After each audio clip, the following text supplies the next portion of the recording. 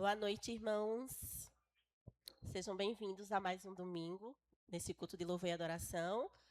Vamos nos sentar para que possamos dar início.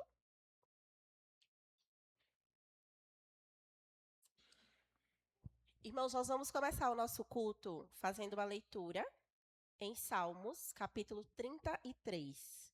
E nós vamos ler dos versículos 1 ao 9.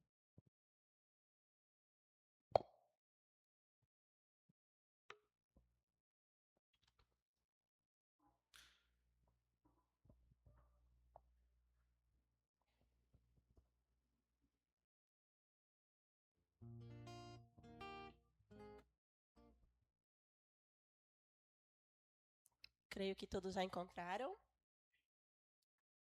Vamos dar início à leitura.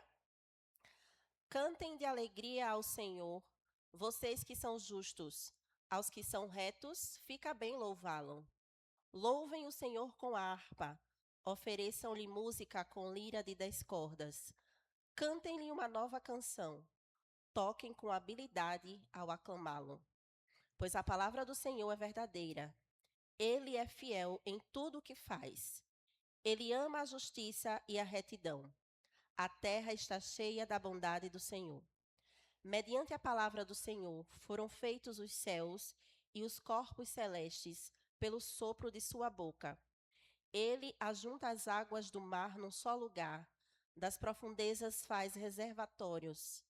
Toda a terra tema o Senhor. Tremam diante dele todos os habitantes do mundo. Pois ele falou e tudo se fez. Ele ordenou e tudo surgiu. Vamos fazer uma oração. Peço que os irmãos fechem seus olhos. Senhor nosso Deus, nós te agradecemos pela nossa salvação, porque tu nos incluíste no teu plano perfeito de redenção, mesmo que nós merecíamos a morte e o inferno. Mas a tua graça tem nos alcançado e nós te glorificamos por isso. E um dos meios de graça que nós podemos desfrutar é estarmos congregados aqui entre irmãos para louvar e glorificar o teu santo nome e nos alimentarmos com a mensagem do Evangelho. Te pedimos que o Senhor possa abençoar cada momento desse culto e que tudo que nós façamos aqui seja para o louvor da tua glória. É o que te pedimos e te somos agradecidos por isso, em nome de Jesus. Amém. E o grupo de louvor agora vai conduzir os cânticos.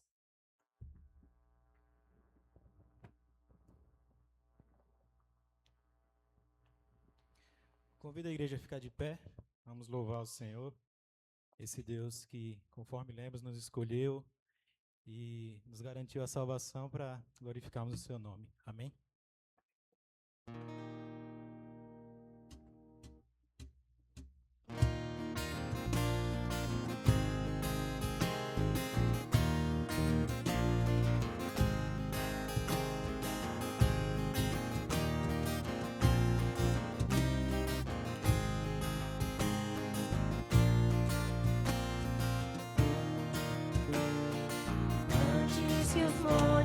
Nascessem e se formasse a terra, de eternidade a eternidade tu és Deus. Todas as coisas criaste com grande sabedoria, as tuas obras proclamam tua glória para sempre, sejas louvado. Antes que os montes nascessem e se formasse a terra, de eternidade a eternidade tu és Deus. Todas as coisas criaste com grande sabedoria, as tuas obras proclamam tua glória para sempre, sejas louvado. Tu és eterno e imutável, soberano e incomparável, santo, justo, amoroso, imponente.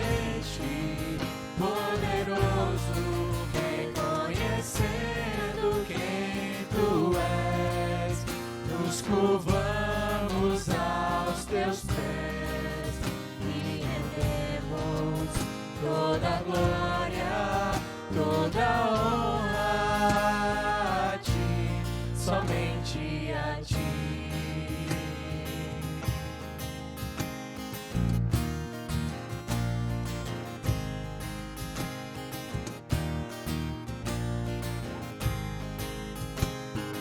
Tu és o Rei do universo, teu trono é inabalável, Rei soberano, Senhor absoluto, tu és Deus.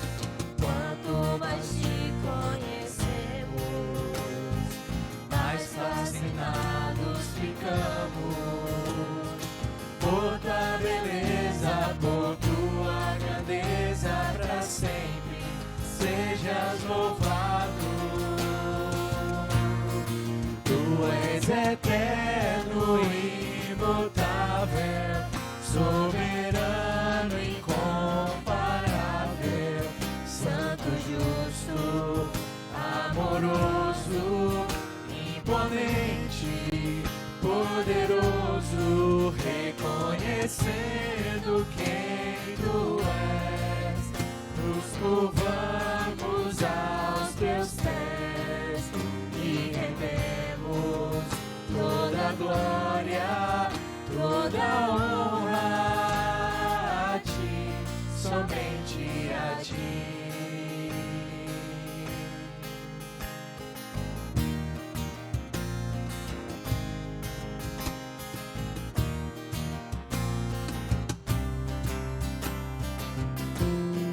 Tu és eterno, imutável, soberano, incomparável, santo, justo, amoroso, imponente, poderoso, reconhecendo quem tu és, nos curvamos aos teus pés e rendemos toda a glória, toda a honra a ti, somente a ti.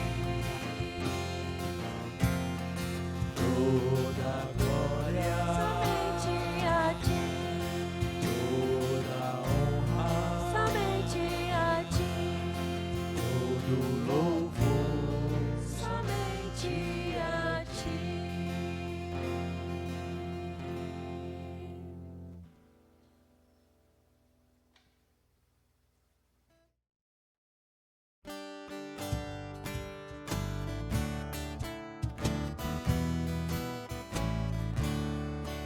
Em Jesus confia, sua lei observa.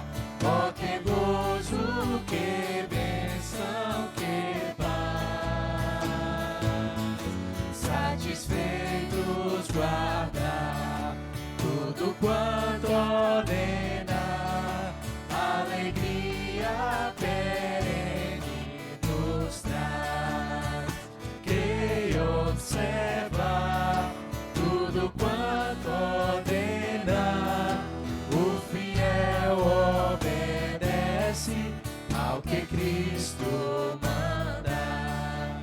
O inimigo falas e a calúnia moldas, Cristo pode desprestigiar.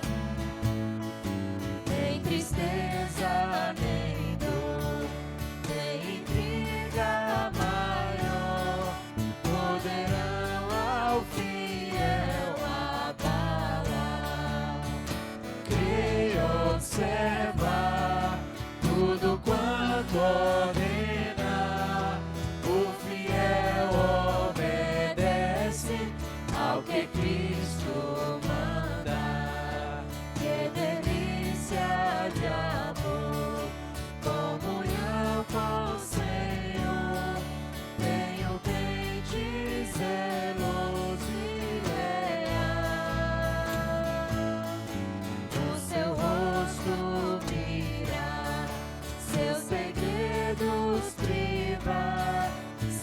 consolo constante e real.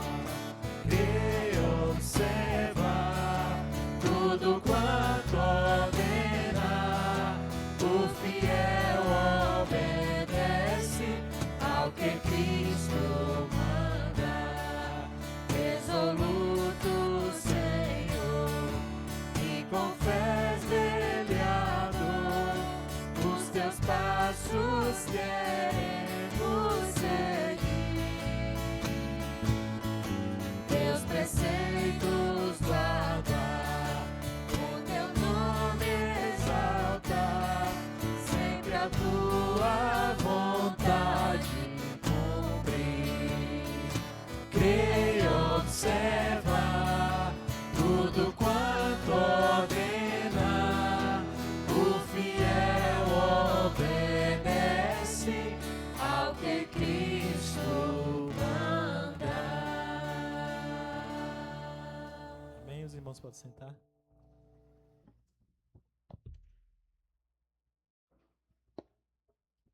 Irmãos, vamos fazer mais uma leitura bíblica, agora no livro de 1 Tessalonicenses, no capítulo 3, e vamos ler dos versículos 1 ao 10.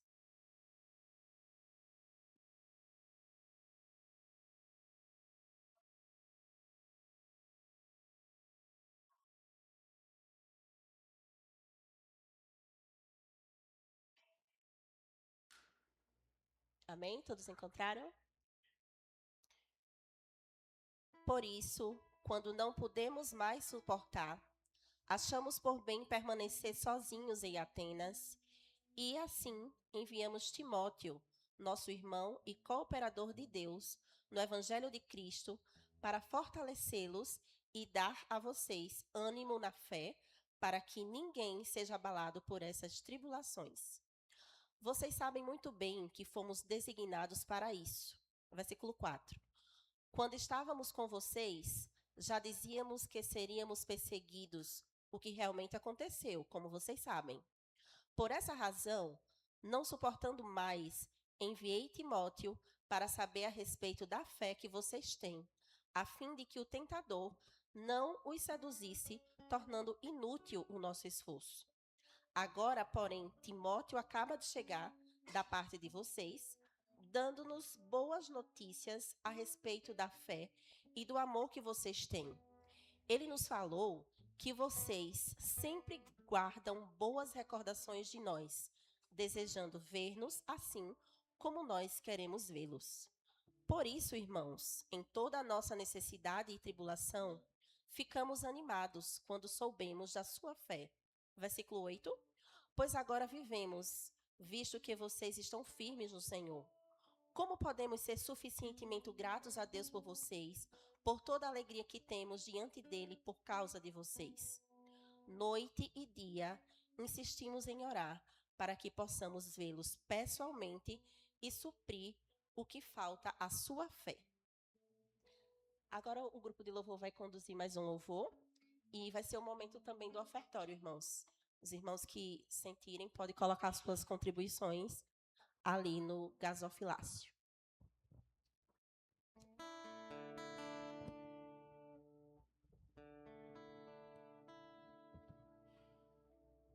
Convido a igreja a ficar de pé mais uma vez.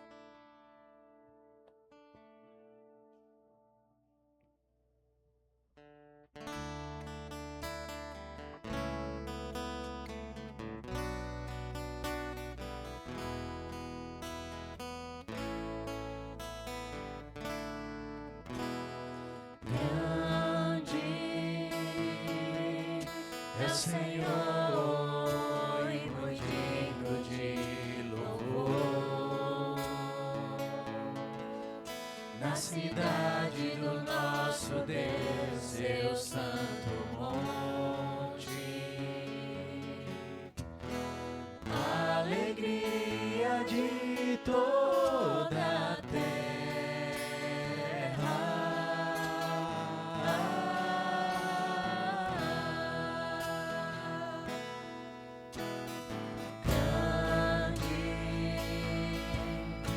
Senhor, em quem nós temos a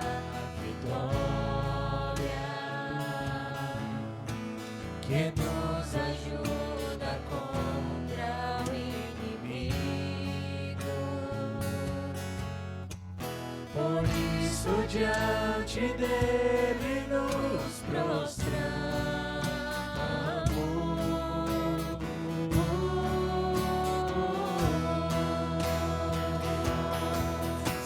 Queremos o teu nome agradecer e agradecer-te por tua obra em nossas vidas. Confiamos em teu infinito amor, pois só tu és o Deus eterno sobre toda a terra e céus. Grande é o Senhor em quem nós temos a vitória, que nos ajuda contra o inimigo.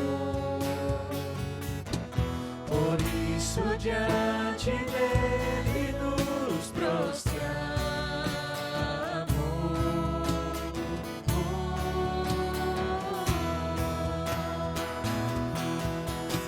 Queremos o teu nome agradecer e agradecer-te por tua obra em nossas vidas. Confiamos em teu infinito amor, pois só tu és o Deus eterno sobre toda a terra e céus. Queremos o teu nome agradecer e agradecer-te por tua obra em nossas vidas. Confiamos em teu infinito amor, pois só tu és o Deus eterno sobre toda a terra e céus. Pois só tu és o Deus eterno sobre toda a terra e céus.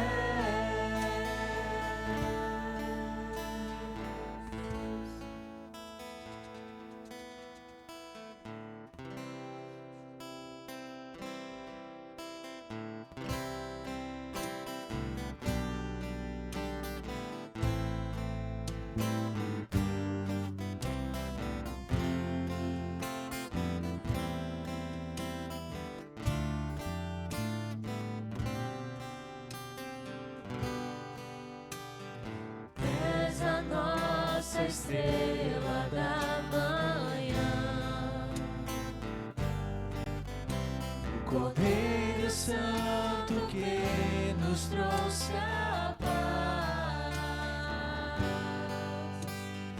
Em tuas mãos está todo vencer, resposta a todo aquele que clama.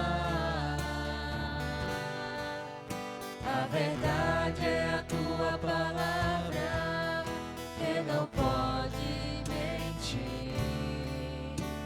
Por isso estamos aqui.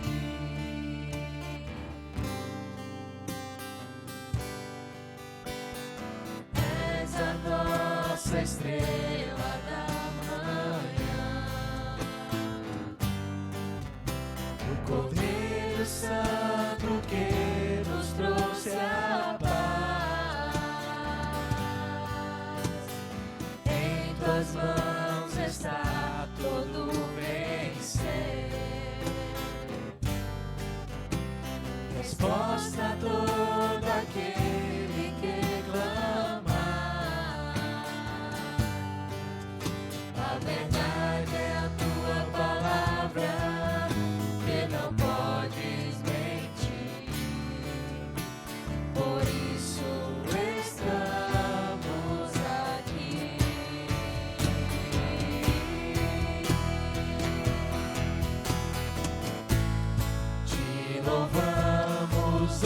Senhor,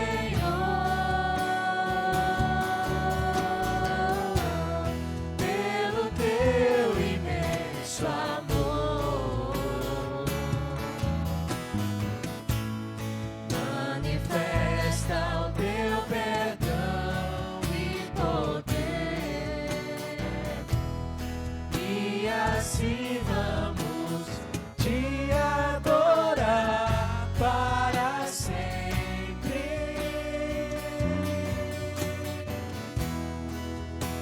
para sempre, ó meu Deus.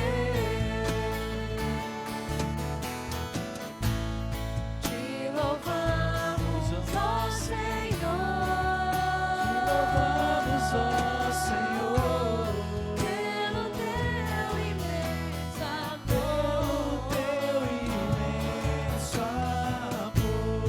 Manifesta o teu perdão e poder,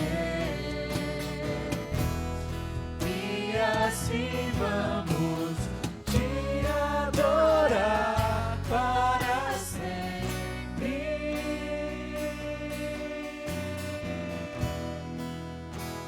para sempre, ó meu Deus.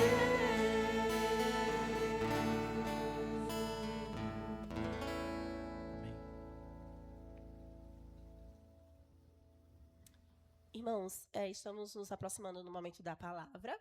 E eu vou pedir ao irmão John para fazer a oração pela palavra e pelo culto infantil.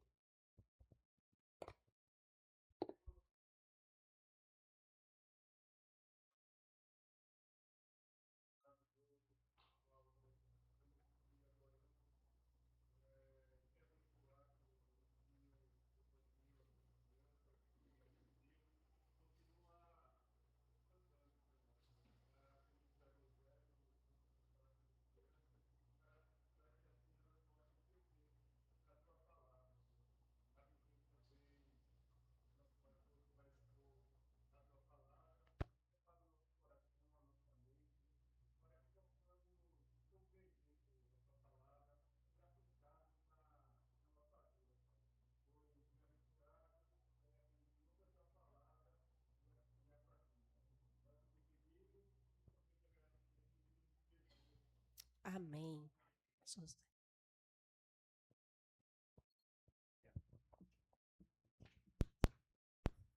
As crianças, então, podem sair com os professores, a irmã Andresa e o irmão Breno, certo?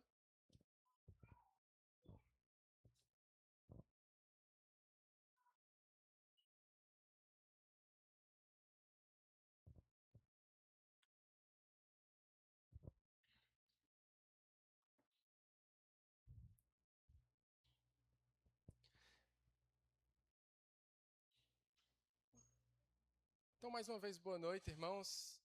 Vamos abrir nossas Bíblias em Atos, capítulo 17. Nós vamos continuar, então, a passear por esse livro, onde nós temos aprendido sobre a missão da Igreja do Senhor, conforme dada pelo próprio Cristo para os apóstolos. Vamos hoje meditar em Atos, capítulo 17, iniciando esse novo capítulo, né? Na semana passada, nós vimos que o Evangelho ele confronta as pessoas, mas também nós vimos que o Evangelho ele conforta os corações. E quando nós chegamos aqui no capítulo 17 de Atos, Lucas ele continua a mostrar para nós o avanço invisível do Evangelho. E ele nos mostra, então, esse avanço se abrangendo ali por toda a Europa. Paulo ele estava em Filipos, e lá em Filipos, Paulo ele libertou uma escrava. Paulo, então, ele foi para a prisão junto com Silas. Ele, por meio dessa prisão, alcançou o carcereiro, né? E nós vimos toda a mudança milagrosa que aconteceu ali com ele. Mas agora a missão segue, e segue para duas novas cidades que nós vamos observar hoje. Obrigado, irmão. A cidade de Tessalônica e a cidade de Bereia. O que nós vamos ver aqui, então, é justamente essa ideia. O mesmo evangelho, pregado da mesma forma, ele produz reações completamente diferentes nas pessoas. Porque a palavra de Deus, ela nunca deixa o coração do homem neutro. A palavra de Deus, ela revela o coração, ela confronta o coração, ela quebra, ela endurece o coração. Mas diante de tudo isso, o que nós vamos observar nesse texto, e a questão que esse texto vai desafiar cada um de nós que está aqui, é justamente como nós temos reagido à palavra de Deus. Como nós temos respondido à palavra de Deus. Vamos observar então essas duas cidades e como nós podemos observar através dessas duas cidades corações que reagem de maneiras diferentes. Leia comigo então sobre Tessalônica, Atos capítulo 17, versículo 1. Diz assim: tendo passado por Anfípolis e Apolônia, Paulo e Silas chegaram a Tessalônica, onde havia uma sinagoga dos judeus. Paulo, segundo o seu costume, foi procurá-los e por 3 sábados discutia com eles a respeito das Escrituras, expondo e demonstrando ter sido necessário que o Cristo padecesse e ressuscitasse dos mortos. Paulo dizia: este Jesus que eu anuncio a vocês é o Cristo. Alguns deles foram persuadidos e se juntaram a Paulo e Silas. O mesmo aconteceu com numerosa multidão de gregos piedosos e muitas mulheres importantes. Os judeus, porém, movidos de inveja, trazendo consigo alguns homens maus dentre a malandragem, reuniram uma multidão e provocaram um tumulto na cidade. E atacando de surpresa a casa de Jason, procuravam trazer Paulo e Silas para o meio do povo, porém, não encontrando, arrastaram Jason e alguns irmãos diante das autoridades, gritando: estes que promovem tumulto em todo o mundo chegaram também aqui. E Jason os hospedou na casa dele. Todos estes agem contra os decretos de César, dizendo que existe outro rei chamado Jesus. Tanto a multidão como as autoridades ficaram agitadas ao ouvir estas palavras. Porém, depois de terem recebido deles a fiança estipulada, as autoridades soltaram Jason e os outros. Vamos orar mais uma vez, Senhor. Rogamos a direção e a iluminação do Espírito Santo para compreendermos a Tua palavra e aplicarmos ela em nossas vidas. Nos dirige, ó Deus, para que assim venhamos a ter o coração moldado pela palavra. É o que nós rogamos em nome de Jesus. Amém. Observamos então, irmãos, aqui primeiramente corações resistentes à palavra. Paulo e Silas, eles chegaram em Tessalônica. Tessalônica era a cidade muito importante da Macedônia. Centro comercial, centro político daquela região. Estava localizado de modo muito estratégico em uma das principais rotas do Império Romano, a Via Ignácia. Lucas registra aqui que havia uma sinagoga dos judeus naquela cidade. E é interessante observar esse detalhe. Por quê? Porque se tinha uma sinagoga naquela cidade, isso era sinal de que aquela cidade era uma cidade verdadeiramente importante naquele contexto. Porque onde tinha uma cidade de grande importância, de grande proeminência, havia uma sinagoga. Geralmente havia uma sinagoga ali. Mas Lucas nos diz que Paulo, segundo o seu costume, foi lá procurar a sinagoga. Essa é uma expressão muito importante porque revela o padrão missionário de Paulo. Como nós temos visto, Paulo não chega num lugar e começa com filosofia grega, né? Não começa com estratégias pragmáticas. Paulo, ele começa diretamente na Escritura. O seu compromisso fundamental é com a revelação de Deus. O versículo 2 diz que Paulo, por 3 sábados, discutiu com eles a respeito das Escrituras. O verbo aqui utilizado por Lucas carrega essa ideia de que ele estava ali discutindo mesmo. É argumentação, é diálogo. Paulo trazia um raciocínio para eles sobre a Escritura. É interessante que Paulo, na pregação dele, quando ele vai alcançar as pessoas, ele não usa mera retórica emocional para satisfazer o coração dos seus ouvintes. Mas Paulo aqui, ele abre a Escritura e ele conduz os seus ouvintes ao entendimento da verdade da Escritura.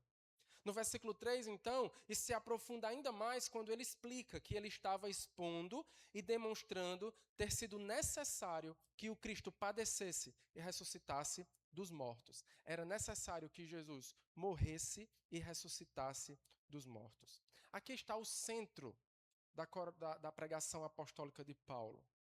A palavra que ele traz aqui é necessário, é muito importante. Irmãos, essa palavra que Lucas coloca aqui, de que é necessário, ela é muito importante não só no livro de Atos, mas em toda a construção de Lucas Atos, do Evangelho de Lucas e do livro de Atos, que tem o mesmo autor. Lucas, ele vai usar muito essa ideia nos seus diálogos. É necessário. E aqui ele usa mais uma vez. Isso quer dizer que aqui ele está dando importância para esse fator. A ideia que ele quer mostrar é que não se trata de um mero acidente histórico, mas ele entendia que a Escritura culminava para isso. É necessário. É necessário. Assim, ele traz aos seus ouvintes a verdade de que este era o cumprimento do plano soberano redentor de Deus. É necessário que Jesus, então, padecesse, mas não ficasse lá preso, ele ressuscitasse dentre os mortos. O sofrimento de Jesus, de nenhuma forma, contradiz o fato de ele ser o Messias. Pelo contrário, o que Paulo quer mostrar para eles é que o fato de Jesus ter sido um servo sofredor cumpre justamente o que é o seu caráter essencial como Messias. É a confirmação da sua missão. Eu imagino que provavelmente Paulo, neste sermão ali na sinagoga, enquanto ele pregava, ele citava textos de Isaías 53, do Salmo 22, e talvez diversas outras passagens que comprovavam isso, que comprovavam o chamado do Messias. O Messias veio para sofrer, mas também, além de sofrer e morrer, ele veio para ressuscitar. Então, vem uma declaração central aqui, quando Paulo ele olha para os seus ouvintes e ele diz: esse Jesus que eu anuncio a vocês, ele é o Cristo. É esse Jesus que é o Cristo. O evangelho apostólico não é mera filosofia abstrata, não. O evangelho é a proclamação de uma pessoa. Paulo não estava apenas colocando para os seus ouvintes argumentos para que eles viessem a acreditar numa ideia. Não era isso. Paulo estava em Tessalônica mostrando para aqueles que estavam lhe ouvindo que eles precisavam crer em uma pessoa. E essa pessoa que ele anuncia é Jesus, o Cristo, o Messias. É a proclamação de Jesus, o Messias, do Rei verdadeiro, do Senhor ressurreto. O resultado da pregação aqui revela imediatamente o tema central do texto. A palavra, ela divide corações, porque o versículo 4 nos diz que o quê? Que alguns foram persuadidos. Além de judeus, muitos gregos piedosos, muitas mulheres importantes também creram no Evangelho. Então o Evangelho aqui produz essa fé genuína no coração dessas pessoas. Aqui, Lucas nos deixa registrado muito claro que o Evangelho alcança pessoas distintas, pessoas de diferentes contextos sociais, pessoas de diferentes contextos culturais e étnicos. E ele quer mostrar para nós justamente o poder universal do Evangelho. É interessante isso, né? Porque Paulo estava pregando na sinagoga, mas lá na sinagoga as pessoas ouviam o que ele estava falando. E nós temos aqui não só judeus, mas gregos creem no Evangelho. Mulheres creem no Evangelho, não eram descartadas, não ficavam à margem, mas eram trazidas para também fazer parte da mesma mesa. E assim então, nós temos o Evangelho transformando vidas, o Evangelho alcançando pessoas. Mas, infelizmente, né? Nós sabemos que não é só isso que acontece. O Evangelho, ele salva, mas ele também confronta. E o versículo 5 traz uma mudança bem abrupta, né? Porque justamente aqueles a quem Paulo dirigia a sua palavra, justamente os judeus, o que é que eles fazem? Judeus, porém, movidos de inveja. Aqui Lucas, ele traz a raiz do problema. Lucas não diz que os judeus estavam preocupados, não. Ele traz qual era o problema real, que era um problema de coração. Era inveja. Não era falta de evidência bíblica.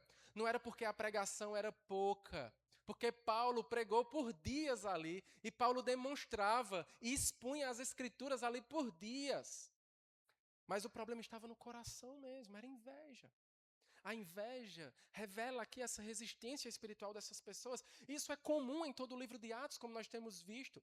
A oposição não nasce apenas de discordâncias intelectuais, mas de interesses. Interesses que foram feridos, o orgulho que foi ameaçado, o endurecimento interior do próprio coração, que é confrontado pelo Evangelho e reage dessa forma.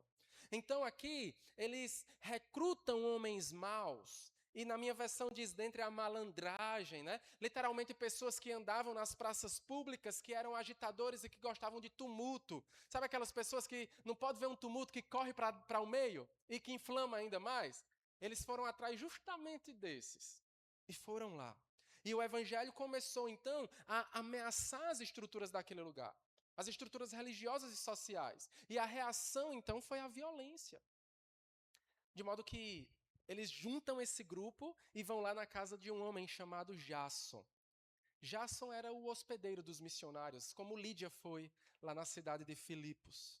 Ele estava ali, provavelmente foi alcançado pela pregação do evangelho, e então hospedou aqueles irmãos em sua casa, e levou Paulo e Silas e os que estavam com eles ali para hospedar-se em sua casa.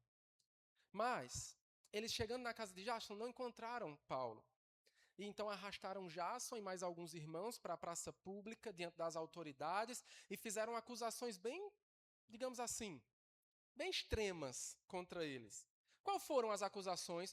Todos estes agem contra os decretos de César, dizendo que o outro rei é chamado de Jesus. Irmãos, sabe o que é mais interessante aqui desse texto? É que eles estão motivados por malícia. A motivação deles é o engano. A motivação deles é destruir os missionários, é acabar com o evangelho. Mas o que eles acusam não é mentira. A acusação deles não é falsa.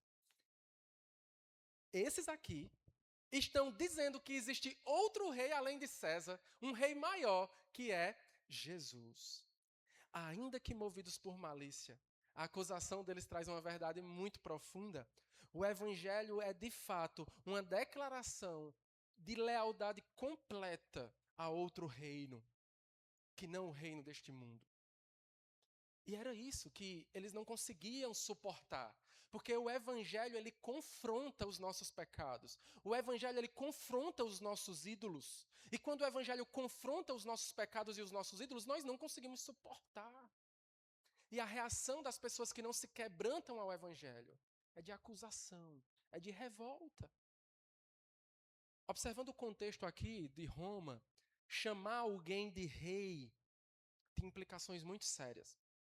César, ele reivindicava a autoridade suprema, mas o evangelho proclama que Jesus é o rei, Jesus é o Senhor. E aqui é algo essencial para nós compreendermos, porque o cristianismo primitivo, ele não era percebido como uma espiritualidade que era privada, sem implicações públicas. É diferente dos nossos dias, né? As pessoas dizem muito hoje em dia, não, cada um tem a sua fé e viva a sua fé apenas no seu canto. Mas naquela época isso era impossível. Por quê? Porque a mensagem do evangelho confrontava diretamente todo o contexto daquele lugar, toda a estrutura social daquele lugar. Um império onde proclamava que só César era rei. O evangelho vem e diz que não, que existe um rei maior do que César, que é Jesus.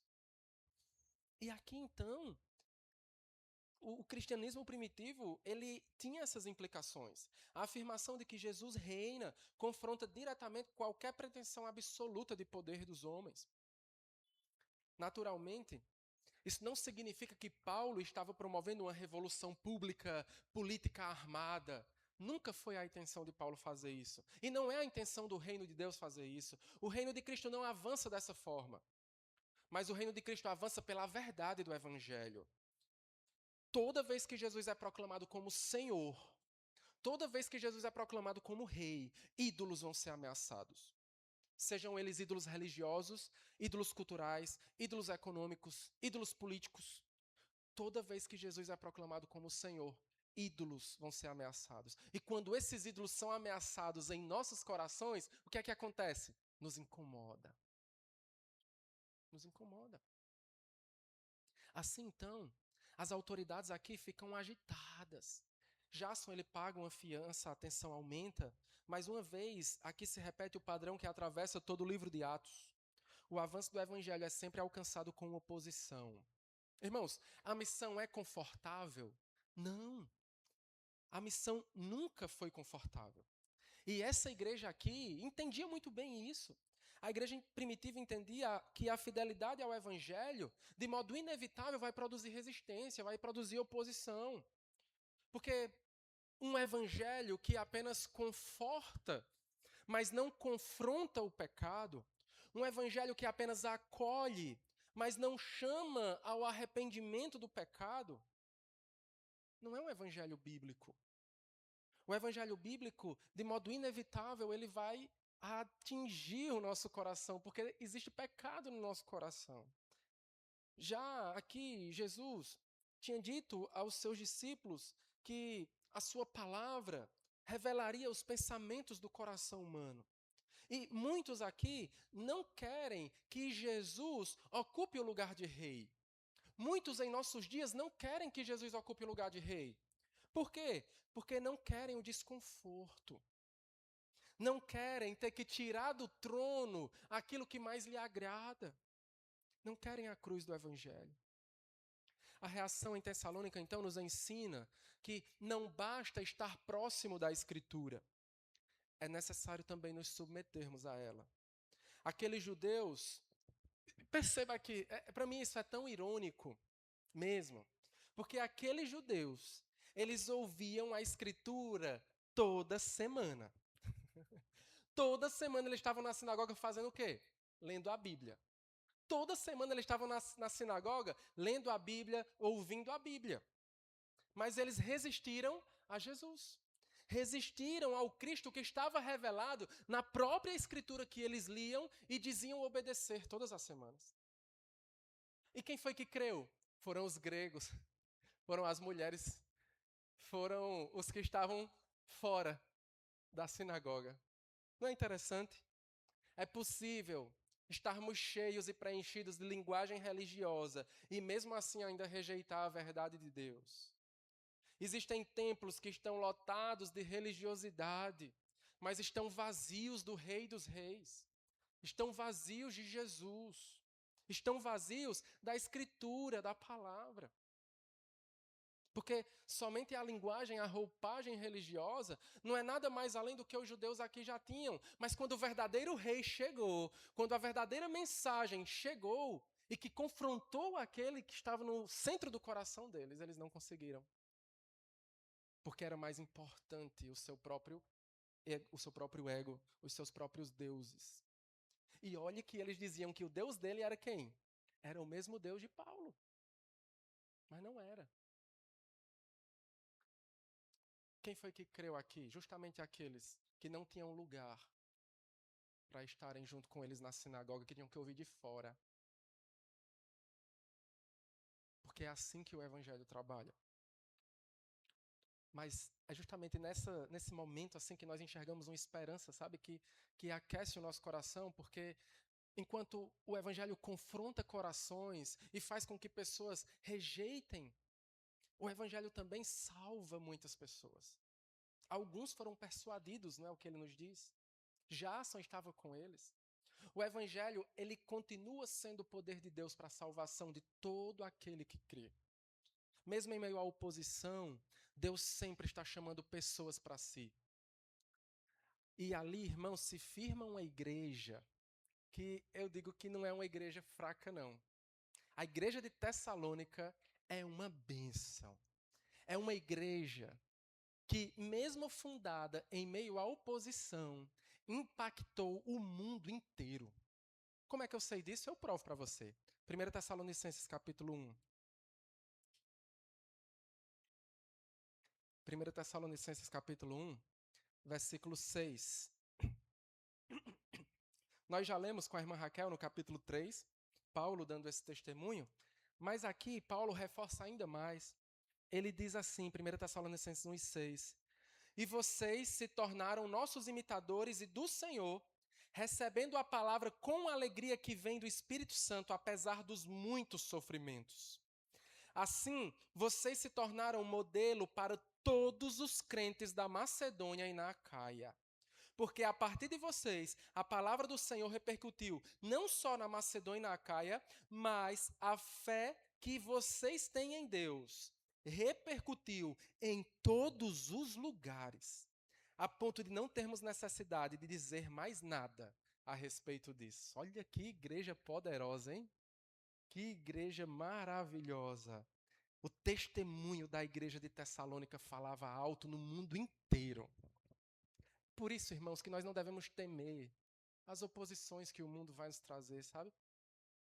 esse texto corrige para nós essa visão triunfalista que existe da missão, que é um engano. Porque o avanço do evangelho, ele não acontece por falta de conflito, por falta de oposições. Igrejas saudáveis precisam compreender que a fidelidade à Escritura nem sempre vai produzir aplauso. Muitas vezes, ser fiel à Escritura vai produzir justamente o oposto: resistência, rejeição, oposição. Mas isso não quer dizer que a igreja não está crescendo e não está avançando. Olha aqui. A igreja de Tessalônica, pulsando do Evangelho, pulsando do testemunho de Jesus em todo o mundo. A igreja cresce, não porque ela evita ou quer maquiar a verdade para, então assim, digamos, iludir as pessoas e encher. Mas a igreja cresce porque ela permanece fiel à palavra, apesar das oposições. Foi o que eu falei hoje à tarde, né, na escola bíblica. Se não for o evangelho que nos leve a crescer, que venhamos a realmente diminuir e fechar. Porque se não for o evangelho, não vale a pena, é obra feita por homens. E nós podemos observar isso aqui. Tessalônica nos traz essa pergunta, né? Como nós temos reagido à palavra de Deus? Porque o grande tema desse texto não é a rejeição dos judeus. O grande tema desse texto é o coração humano respondendo ao evangelho. Quando a palavra confronta nossos pecados, quando a palavra confronta os nossos ídolos, o nosso orgulho, as nossas falsas seguranças, né? Como nós reagimos? Nós resistimos ou nós nos rendemos a ela? O evangelho ele sempre vai produzir uma resposta. Ou ele quebranta, ou ele endurece. Ou ele aproxima, né? Ou então afasta. Mas é justamente por isso que Cristo precisa ser proclamado com fidelidade. Mas existem outros irmãos, né? Diante de toda essa confusão que aconteceu aqui em Tessalônica, Paulo ele teve que sair da cidade, né? Leia comigo a partir do versículo 10, que diz assim: E logo durante a noite, os irmãos enviaram Paulo e Silas para Bereia. Ali chegando, dirigiram-se à sinagoga dos judeus. O mesmo padrão de Paulo permanece, ele continua na mesma estratégia missionária. Ora, estes de Bereia eram mais nobres do que os de Tessalônica, pois receberam a palavra com toda a avidez, examinando as Escrituras todos os dias para ver se as coisas eram de fato assim. Com isso, muitos deles creram, mulheres gregas de alta posição social e muitos homens. Mas, logo que os judeus de Tessalônica souberam que a palavra de Deus era anunciada por Paulo em Bereia, olha que povo, parece aqueles pincher que fica latindo lá, né?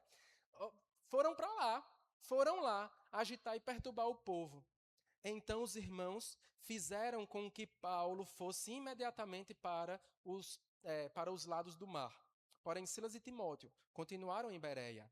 Os responsáveis por Paulo levaram-no até Atenas e regressaram, trazendo ordem a Silas e a Timóteo para que fossem encontrá-lo o mais depressa possível. É justamente nesse contexto que nós temos as cartas de Paulo, a primeira carta de Paulo aos Tessalonicenses, né? Lembra lá, como nós lemos hoje, na hora da abertura do culto, 1 Tessalonicenses capítulo 3, que Paulo recebe justamente quem? Timóteo, né? Timóteo vai lá com ele, junto com Silas, e fala e relata o que está acontecendo lá na igreja de Tessalônica. Mas aqui, nós somos agora apresentados a um outro grupo de pessoas. Paulo, ele sai de Tessalônica, né?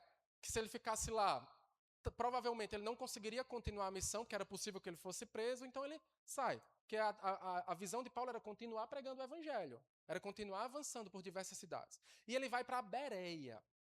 Em Bereia, a recepção é bem diferente, né, do que ele encontra. Depois dessa oposição intensa em Tessalônica, Lucas nos conduz para Bereia. E o contraste dessas cidades é bem intencional. Lucas quer justamente nos mostrar como o evangelho, ele, sendo fielmente pregado, ele vai provocar reações de aprovação, como também pessoas que vão rejeitar. Porque quem transforma o coração é o Senhor, é o Espírito de Deus, e não aquele que carrega a mensagem, não os instrumentos. Isso aconteceu com Paulo, quanto mais conosco. Assim, em Tessalônica nós podemos ver corações resistindo à palavra, mas em Bereia nós vemos corações se submetendo à palavra. É o mesmo evangelho pregado. São os mesmos missionários, a missão é a mesma. A escritura é a mesma, mas os resultados, eles são, digamos assim, diferentes em proporção. Porque nos dois, a aceitação e a rejeição. Mas em Bereia, o que se destaca é justamente a aceitação daqueles irmãos, daquelas pessoas, a mensagem proclamada. E é interessante, porque a condição de Tessalônica e de Bereia eram praticamente as mesmas. E olhe que Bereia era uma cidade mais pobre do que Tessalônica. Era uma cidade, digamos, estava abaixo de Tessalônica. Mas o que é que Lucas nos diz? Que eles eram mais nobres. Eles eram mais nobres. Por quê? Bem, o versículo 10 nos diz que de noite os irmãos enviaram Paulo e Silas para Bereia. Tessalônica não foi fácil. Mas Paulo, ele não sai de Tessalônica justamente por conta da oposição do evangelho. Ele sai porque lá tinha irmãos que estavam crendo, lá tinha pessoas que podiam ajudar os irmãos, eles estavam, ali tinha uma igreja. Então o trabalho ali já poderia continuar. E se ele continuasse lá e fosse preso, era pior, porque ele não continuaria avançando. Então, por discernimento vindo do próprio Espírito, Paulo continua a sua missão e vai para Bereia. Isso demonstra não apenas estratégia missionária, mas consciência. Consciência do que é mais correto daquilo que aparece diante dele, para que a missão continue. De modo que ele vai também chegar em Bereia e vai para a sinagoga pregar o evangelho. Primeiro aos judeus, como era o padrão de Paulo em todas as suas viagens, quando tinha uma sinagoga na cidade. Mas então Lucas, ele faz uma afirmação, para mim uma das mais extraordinárias de todas as viagens missionárias de Paulo, sobre um público de Paulo, que é os irmãos de Bereia. Os de Bereia eram mais nobres do que os de Tessalônicas. Nobres, que palavra bonita. Não é legal alguém dizer, você é da nobreza, né? A gente acha, é uma palavra bonita. As palavras aqui usadas, a palavra nobre aqui, é justamente algo que tem valor. Mas Lucas não está se referindo à posição social. Lucas não está se referindo a quem tem mais dinheiro ou a quem tem mais status. Lucas está se referindo à disposição para com a Escritura. Lucas está se referindo à qualidade espiritual do coração. Qualidade espiritual do coração. Irmãos, está vendo como é engraçado? Às vezes se alguém olha e diz, aquele irmão ali é muito santo. E tudo, não, irmão, você não pode estar julgando. Pode, ó, tá vendo Lucas julgando? Dizia que era mais nobre do que os outros. Porque é justamente o que é evidenciado através de uma vida que vem do Evangelho, que vive para a glória de Deus. Não tem como esconder. A pessoa pode até tentar, mas o testemunho, ele vaza e alcança aqueles que estão ao redor. E esses irmãos, eles eram nobres. A verdadeira nobreza deles não estava nos títulos, não estava nas riquezas, não estava na influência que eles tinham, mas estava na maneira como eles se colocavam diante da palavra de Deus, diante da Escritura. E Lucas explica por que eles eram nobres. Primeiro, eles receberam a palavra com toda a avidez. Olha aí. Lá em Tessalônica, os judeus rejeitaram a palavra, mas aqui, diferente de Tessalônica, eles tinham disposição para ouvir. O coração humilde para receber a verdade com fome espiritual, com interesse de conhecer mais sobre aquela palavra. Isso aqui nos confronta hoje de forma muito profunda. Porque nós vivemos numa época, nós vivemos num contexto que cada vez mais está saturado de informações religiosas. Onde a gente abre, né, tem pregação, tem culto, tem louvor, e as pessoas acham bonito até, louvável o louvor, né? É louvável a falar de Deus.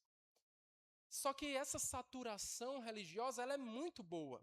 Porque de alguma forma, pelo menos, as pessoas estão falando sobre Deus. Mas nós não podemos nos contentar com o raso, sabe? Com o raso. Frequentemente, existe muita informação religiosa, mas existe pouca fome. E eu falo de fome mesmo, verdadeira pela palavra. Você já sentiu fome? Não sei se você já teve essa experiência de sentir fome, mas você está com muita fome, né? Não tem nada para comer, que se torna até algo angustiante. É fome pela palavra. A nobreza dos bereanos não estava porque eles ouviam com entusiasmo. A nobreza dos bereanos estava justamente por um segundo fator que eles colocam aqui, que eles tinham disposição para ouvir e eles examinavam as escrituras todos os dias para ver se as coisas eram de fato assim. Já imaginou isso? Aqui nós encontramos um dos relatos mais belos da espiritualidade bíblica de devoção à escritura no livro de Atos. Os bereanos, eles não eram ingênuos, eles não eram crentes ingênuos. Eles não eram também, digamos assim, resistentes, orgulhosos. Não é isso. Eles ouviam com disposição, mas eles conferiam tudo na Escritura. Irmãos, isso é extraordinariamente importante. Eles não rejeitam Paulo automaticamente, como foi lá em Tessalônica, mas eles também não aceitam a palavra sem ir lá conferir se é verdade. Eles entendem. E olha que nós estamos falando do apóstolo Paulo, né? Miserável homem que sou, mediante a pregação do apóstolo Paulo, né? Então, o apóstolo Paulo ali pregando para eles, o que é que eles fazem? Ok, vamos olhar aqui primeiro para ver se isso é verdade? Vamos lá examinar, né? Rapaz, quanto nós carecemos de bereanos. Quanto nós carecemos de bereanos em nosso meio. Eles examinavam a palavra. Eles ouviam a palavra. Eles entendiam que a autoridade final não era o pregador, mas a autoridade final era a palavra que estava sendo pregada. Porque os pregadores falham. Não, falham. E falham feio. Os pregadores têm pecado. Paulo era um homem pecador, minha gente. Todos aqueles que sobem aqui são pecadores. E a autoridade não vem de nós, seres humanos, mas a autoridade vem daqui. Do Espírito Santo que nos ilumina para compreender a palavra. Porque se não for daqui, estamos perdidos. E eles entenderam isso, não é incrível? Eles examinavam, eles tinham uma investigação cuidadosa, uma análise. Eles estudavam diligentemente as Escrituras para verificar se o que Paulo estava pregando correspondia à revelação de Deus. Irmãos, quantos em nosso meio estão ouvindo coisas e não examinam, estão absorvendo mentiras? E é como Paulo fala a Timóteo, que muitos serão enganados por doutrinas de demônios. Por quê? Porque não examinam as Escrituras. Porque não são como os bereanos. Aqui nós temos um princípio basilar de toda até a reforma protestante, que é a sola Escritura. A sola Escritura. Toda experiência, toda tradição, toda liderança, todo ensino, toda ação que nós formos fazer como igreja precisa ser submetida à palavra. E eu digo, irmãos, façam como os de Bereia, irmãos, por favor. Façam como os de Bereia. Investiguem, estudem, questionem. Eu peço isso a vocês, questionem. Não é um erro, não é um incômodo. Pelo contrário, se eles, assim, estão sendo nobres por causa disso, vamos ser nobres também.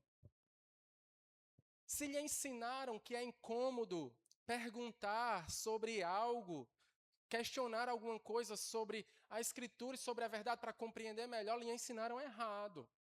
Porque não é assim. Nós carecemos de bereanos. Precisamos de bereanos. O problema de muitas crises da igreja não é o excesso de Bíblia, mas é justamente a falta de Bíblia. Bereia nos ensina que a maturidade espiritual, ela vem justamente desse discernimento da palavra. E irmãos, perceba isso, é justamente o bom discernimento da Escritura. É justamente quando nós investigamos, quando nós temos fome, nos deleitamos na Escritura, que nós vamos poder ter calibrado todas as outras coisas, sabe? Para que assim as nossas emoções sejam calibradas, a nossa adoração seja vibrante, o nosso fervor seja adequado ao Senhor, para que assim a nossa missão seja mais eficaz. É porque vem da palavra. E os bereanos, eles demonstram também para nós uma aplicação muito importante de que a fé verdadeira não é uma fé irracional. Não é. O verdadeiro cristianismo, ele não recusa a investigação honesta. Ele não teme ser questionado. Por que o verdadeiro cristianismo não teme ser questionado? Porque o verdadeiro cristianismo tem plena convicção de que é verdadeiro. Se é verdadeiro, pode questionar o que for. É verdadeiro. Quanto mais as escrituras são examinadas corretamente, mais a verdade de Cristo é revelada a nós, é confirmada para nós. O Evangelho, ele suporta isso. Suporta esse exame, porque ele está enraizado na verdade, na revelação de Deus. Creia no Evangelho, viva o Evangelho, não se distancie do Evangelho. E como resultado disso, o versículo 12 nos diz que muitos deles creram. Eles ouviram, eles examinaram e no final eles creram. A fé nasce do conhecimento da palavra, porque a fé vem pelo ouvir. O ouvir o quê? A palavra. Lucas aqui destaca novamente a diversidade de pessoas alcançadas, né? Mulheres gregas de alta posição, muitos homens também creram, judeus, gentios, porque tudo isso é barreira que fica para trás. Como nós vimos no outro texto, né? Tudo isso fica para trás. A partir do momento que todos nós nos encontramos no Evangelho, todos nós agora somos filhos e filhas de Deus. E desfrutamos da mesma posição. O Evangelho ele sempre vai romper estas barreiras para nos tornar todos um só povo. De modo que, até em Tessalônica, o que aconteceu em Bereia chegou, né? Rapaz, como é que pode? Esses homens de Tessalônica, eles são ruins mesmo, né? Os judeus de Tessalônica descobriram o que estava acontecendo em Bereia, viajaram de Tessalônica até Bereia só para perturbar Paulo e Silas. Não tem gente que é assim, né? Mas, irmãos, isso não deve nos espantar. Sabe por quê? Porque o pecado, ele cega. E sabe uma coisa que eu tenho aprendido cada vez mais? É que o pecado, ele cega e o pecado também, ele emburrece as pessoas. E faz isso, o pecado faz isso, sabe? O pecado, ele degrada. Então, nos afastemos cada vez mais do pecado mesmo, sabe? Os irmãos aqui, quando viram tudo aquilo que estava acontecendo, né? Eles então mandaram Paulo ir na direção do mar, e Silas e Timóteo continuaram com os irmãos de Bereia, né? Os ajudando ali. E o texto termina dizendo que Paulo foi conduzido para Atenas. Paulo está chegando em Atenas. Esse é o próximo grande momento missionário de Paulo. Agora me diga, o que foi que Paulo foi fazer em Atenas? Atenas é o centro filosófico e cultural de todo o Império Romano. De todo o glorioso e majestoso Império. Você quer saber o que foi que aconteceu com Paulo em Atenas? No próximo domingo, você vem que você vai descobrir o que foi que aconteceu com Paulo em Atenas. Eu digo a você, Paulo foi um homem corajoso. Mas o ponto principal aqui, irmãos, para chegarmos no final, é a pergunta que eu quero que todos nós venhamos a refletir e pensar. Qual é a nossa postura diante da palavra de Deus? Como nós temos reagido à palavra de Deus? Nós vimos aqui 2 exemplos, né? Pessoas que se resistem à palavra, mas pessoas que se quebrantam à palavra, que se debruçam à palavra. Irmãos, é possível estarmos em ambientes religiosos, é possível estarmos sentados aqui, nestes bancos, e ainda assim sermos resistentes à verdade, como foi Tessalônica. Mas é possível também nós desenvolvermos um coração bereano, humilde, um coração ensinável, um coração ensinador, disposto a se submeter à Escritura. Porque frequentemente nós somos empurrados para esses extremos perigosos. De um lado, há quem aceite qualquer discurso religioso, sem discernimento bíblico, e se enche a cabeça de muita coisa, de engano que traz prisão e que produz sofrimento. Mas do outro lado, há quem trate a verdade com ceticismo, com arrogância, de modo insensível. Bereia nos apresenta um caminho bíblico, abertura humilde da palavra. Eu me submeto à palavra acompanhado por um exame cuidadoso do que ela tem a nos ensinar. O que isso conduz àqueles irmãos? A uma adoração verdadeira. A uma adoração que é vibrante ao Senhor. A verdadeira nobreza espiritual não está em experiências extraordinárias, mas em amar suficientemente a palavra ao ponto de examiná-la com seriedade e viver essa verdade.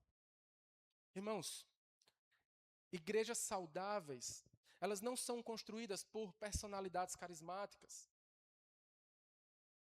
Igrejas saudáveis não são construídas por performance, mas são construídas por crentes que amam profundamente a palavra de Deus, que querem amar como Jesus amou, que querem amar ao Senhor e amar ao próximo, que querem servir com alegria, que querem adorar com intensidade, que querem orar com devoção a Deus. Bereia nos ensina que, para que tudo isso aconteça, qual é a base primordial? A palavra. Examinar a palavra. Mas existe uma aplicação mais profunda aqui nesse texto. Ele nos mostra que a submissão à palavra não elimina sofrimento. Os bereanos, eles creram. Eles eram mais nobres perante Deus, mas mesmo assim, a perseguição chegou até eles. Isso corrige essa ideia de que a fidelidade bíblica vai produzir vida tranquila e vai produzir também triunfo sobre todas as dificuldades, sabe? Não, a missão, ela continua sendo marcada por perseverança, mesmo em meio às oposições, mesmo em meio às pressões. Mas, apesar de tudo isso se torna mínimo, pequeno, diante do avanço do Evangelho. Porque Paulo sai de Bereia, mas a palavra continua em Bereia. Paulo sai de Tessalônica, mas a palavra continuou em Tessalônica. E esse é um grande tema de todo o livro de Atos. Os homens, eles são perseguidos, eles são presos, eles são maltratados, eles são até mortos. Mas o Evangelho, ele não pode ser parado. O Evangelho continua. Por isso, irmãos, nós somos chamados a cultivar esse coração verdadeiramente bereano. Um coração que recebe a palavra com alegria e que examina ela com profundidade. Se você não está conseguindo ser convencido desse, eu lhe dou um desafio. Faça como os de Bereia, chega em casa e vai examinar. Vai estudar e pesquisar.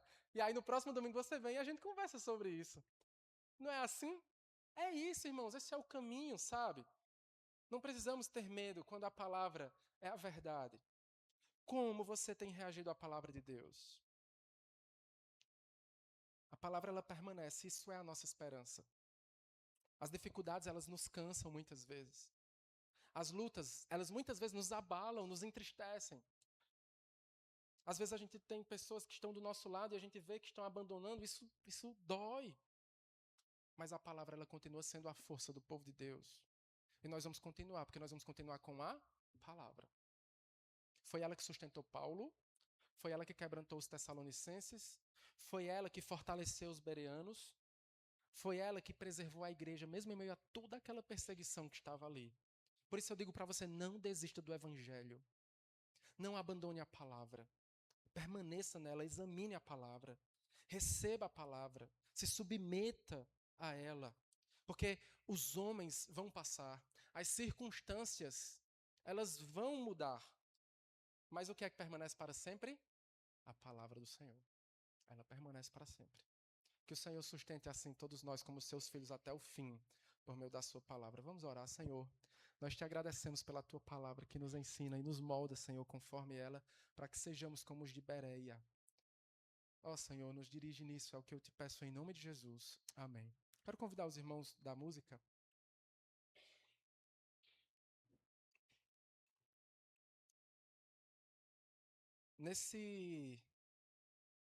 De tudo isso, irmãos, o centro da mensagem não é Paulo.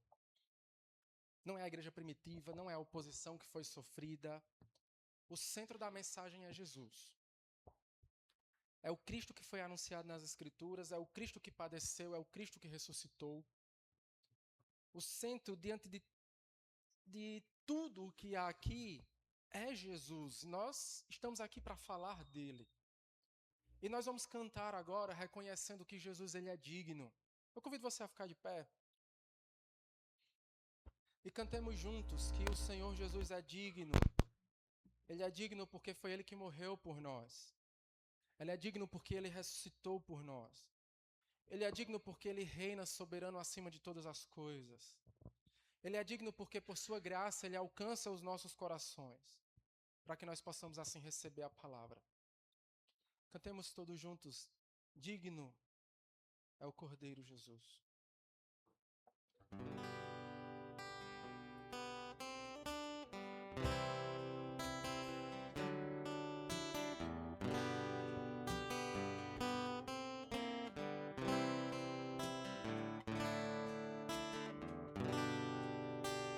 Graças eu te dou, Pai, pelo preço que pagou, sacrifícios de amor que me comprou, ungido do Senhor. Pelos cravos em tuas mãos, graças eu te dou, ó meu Senhor. Lavou minha mente e coração, me deu perdão, restaurou minha comunhão. Cante, só Jesus é digno. Digno é o Senhor, sobre o trono está, soberano Criador, vou sempre te adorar. Elevo minhas mãos ao Cristo que venceu, Cordeiro de Deus morreu por mim, mas ressuscitou.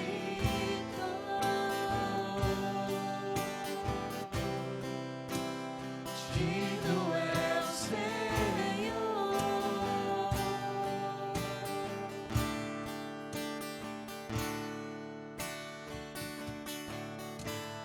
Pelos cravos em tuas mãos, graças eu te dou, ó meu Senhor. Lavou minha mente e coração, me deu perdão, restaurou minha comunhão. Digno é o Senhor, sobre o trono está, soberano Criador, vou sempre te adorar. Elevo minhas mãos ao Cristo que venceu, Cordeiro de Deus morreu por mim, mas ressuscitou.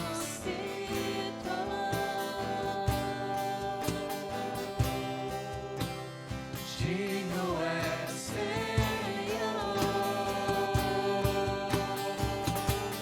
Toda a igreja. Digno é o Senhor,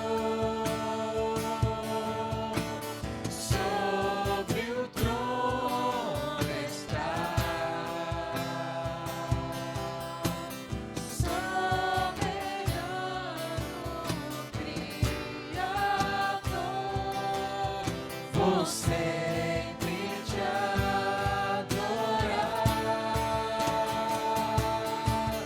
Elevo minhas mãos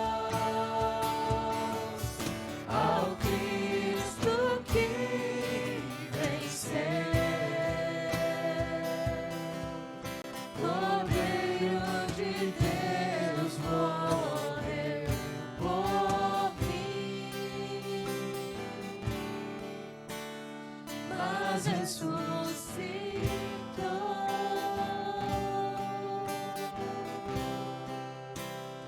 Digno é o Senhor.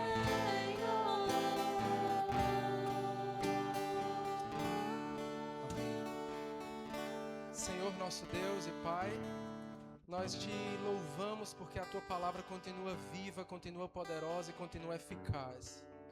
Obrigado, Senhor, porque o Evangelho ele ainda confronta pecadores, mas também o Evangelho transforma corações, salva vidas. Livra-nos, ó Deus, de um coração que é endurecido, como os de Tessalônica, mas nos dá um coração humilde, um coração ensinável como os de Bereia. Faz de nós, ó Deus, uma igreja que é apaixonada pela Escritura, uma igreja que é comprometida com a verdade, que se submete a Jesus. Que nunca nós venhamos, então, a tirar a palavra de nós. Que nunca venhamos a tratar a palavra com indiferença, com superficialidade, com orgulho. Mas nos colocamos diante dela com um temor, com fome espiritual, com obediência sincera, ó Deus. Obrigado porque Jesus é o Cristo prometido, porque Jesus é o servo sofredor. Ele é o Rei soberano, o Rei que ressuscitou. Obrigado porque pelos cravos nas suas mãos, nós podemos agora ter livre acesso ao Senhor. Obrigado porque o Cordeiro venceu. E agora, Senhor, diante de tudo isso que nós cantamos, que nós ouvimos, recebe a nossa adoração. Que não seja apenas palavras do nosso lábio ou emoções vazias do nosso coração, mas que seja uma resposta sincera ao Senhor, de corações que estão rendidos à Tua graça. Que toda honra, que toda glória, que todo louvor seja sempre para o Senhor Jesus Cristo. É o que nós oramos no nome dEle. Amém. Amém. Deus abençoe a todos. Vamos sentar. Porque hoje também é um dia muito especial, né? Que dia? Hoje é o dia de quê? Dia das Mães, muito bem. E nós temos uma pequena homenagem para o Dia das Mães com as crianças do Ministério Infantil.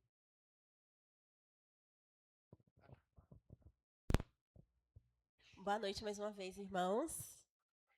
As crianças que estavam no culto infantil têm uma singela homenagem para prestar a todas as mamães que estão aqui presentes no nosso culto de hoje.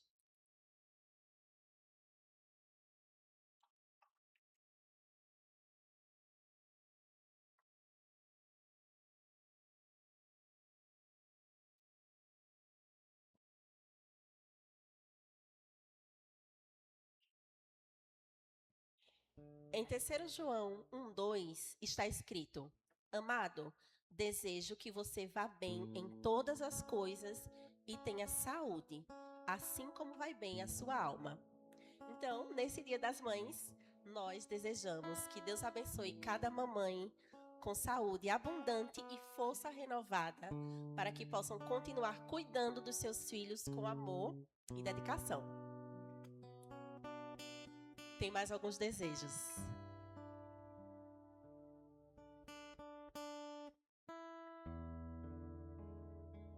Sabedoria. Em Tiago 1:5, a Bíblia nos ensina: se algum de vocês tem falta de sabedoria, peça a Deus, que a todos dá com generosidade e sem reprovações, e ela lhe será concedida.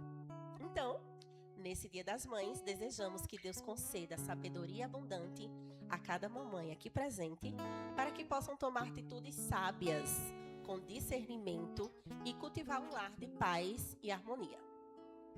Mais um desejo.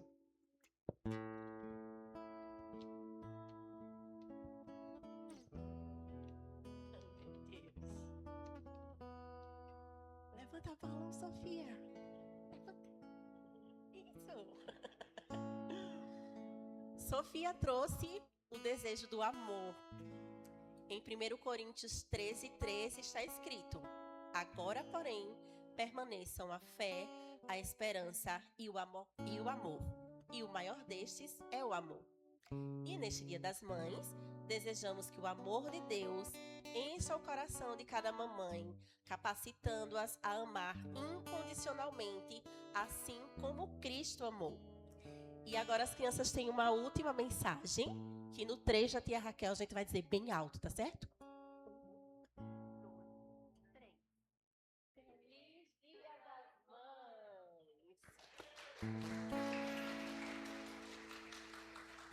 Deus abençoe as mamães com muito amor, saúde e sabedoria.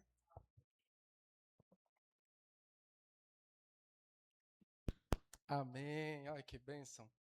Muito bem, muito obrigado às crianças. E nesse sentido, nós temos uma lembrancinha, né, para todas as mães que receberam ali na entrada. Se você não recebeu, você pode estar pegando também, que vai ser entregue ali atrás, certo? Mas eu queria pedir, então, que todas as mães que estão aqui pudessem ficar de pé se assim quisessem, certo? Todas as mamães, para nós. Ok, Deus abençoe vocês. Parabéns para vocês. E nesse momento vamos orar pela vida de vocês, certo? Eu vou pedir à irmã Andresa que possa orar, agradecendo.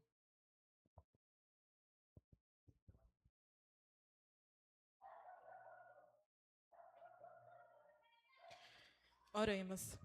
Pai querido, amado, santo, primeiramente gostaríamos de te agradecer pela oportunidade de estar aqui cultuando, louvando o teu santo, grande nome, Pai. E eu gostaria de te entregar a vida de cada mãe aqui presente, Senhor. Que o Senhor esteja, assim como a gente desejou, através das crianças, cobrindo elas com sua graça, o seu amor, enchendo o coração e a mente de cada uma delas com sabedoria, com paz, saúde e felicidade nessa linda jornada, essa linda missão, que é a maternidade, Senhor. Nós te entregamos a vida de cada uma delas, que o Senhor continue a abençoá-las nessa jornada.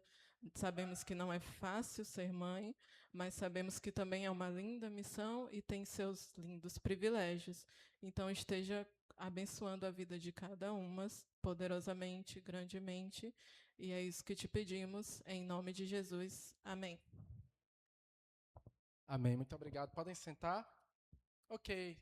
Só repassando com os irmãos, então, alguns avisos. Na quinta-feira nós temos nossa reunião de oração às 19h30, certo? Todos que quiserem estar conosco, podem estar conosco aqui na igreja às 19h30, que nós tiramos um tempo para termos um tempo onde a gente se reúne, faz um círculo e oramos juntos, certo? Sábado nós não teremos os grupos de comunhão, certo? Então, sábado não haverá os grupos de comunhão nos lares. Todos os grupos de comunhão virão para igreja, certo? Porque no sábado nós vamos ter justamente essa apresentação musical do Nosso Norte, desses dois irmãos, a Ana Heloísa e o Daniel Alves, aqui na igreja às 19 horas. Irmãos, nós estaremos nesse dia recebendo muitos visitantes, certo?